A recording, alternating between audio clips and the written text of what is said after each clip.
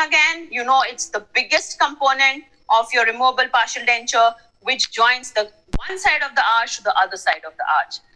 Ideal requirements, it has to be rigid. Very, very important. The major connector has to be rigid, because if it's flexible, it absolutely destroys your main aim of a cast partial denture.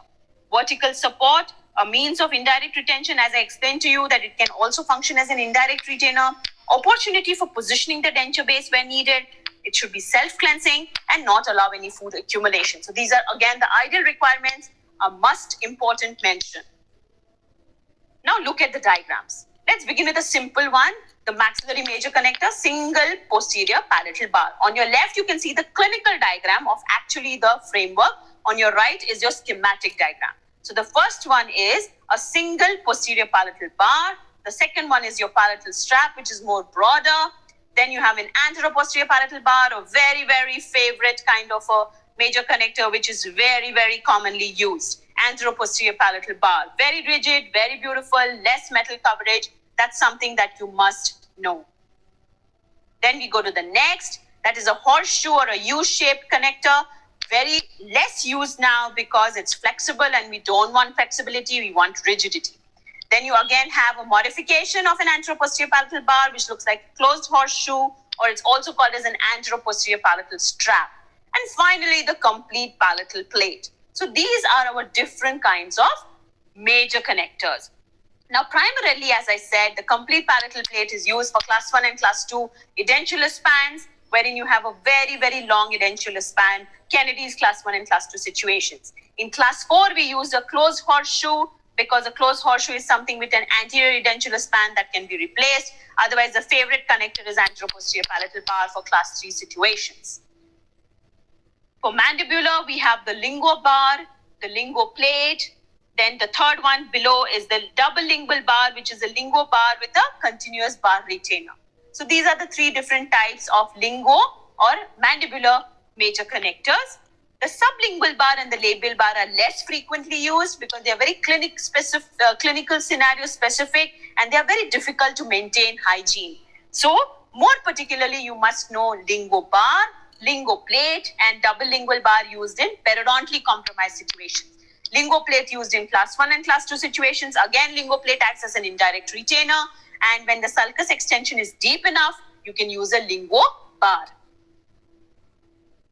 This is the consolidated chart. I'm not going to be reading out. You can click a screenshot of what are the advantages, disadvantages, indications, contraindications of each and every major connector. So starting from your palatal bar, which is least commonly used, your anteroposterior palatal bar, which is very favorite.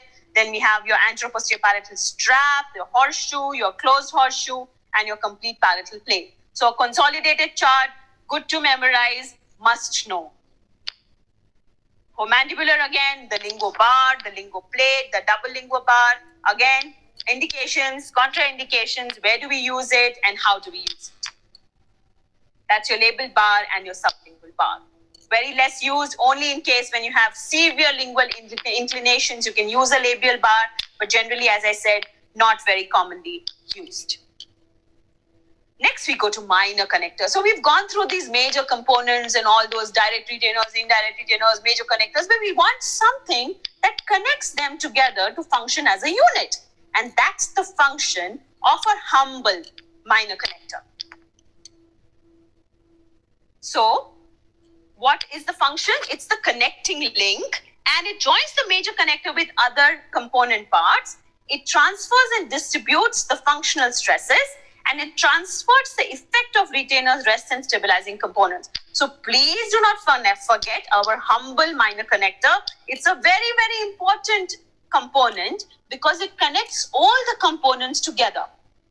How does it look like? That's how it is. It joins the clasp assembly to the major connector. As you can see here, this is the major connector. That's the clasp assembly, and that's your small minor connector, which is joining the major connector to the minor connector. Next, we have it joining to the auxiliary rests, then the denture base to the major connector. So remember that your denture base also is a minor connector because it's not a part of your major connector. But this, what you can see, the ladder, the meshwork and all all these are your minor connectors which are going to be covering your edentular span and over which your denture base and your acrylic teeth are going to come. So that's a part of your minor connector. This is how they look like. See, the ladder, the lattice, the beaded, the nail head, these meshworks, these are all different types of minor connectors which are covering your denture base area to the major connector. It also sometimes acts as an approach arm for vertical projection. So now obviously this is your eye bar, but this eye bar, this is your approach arm. So that's also a part of your minor connector. And this is your eye bar.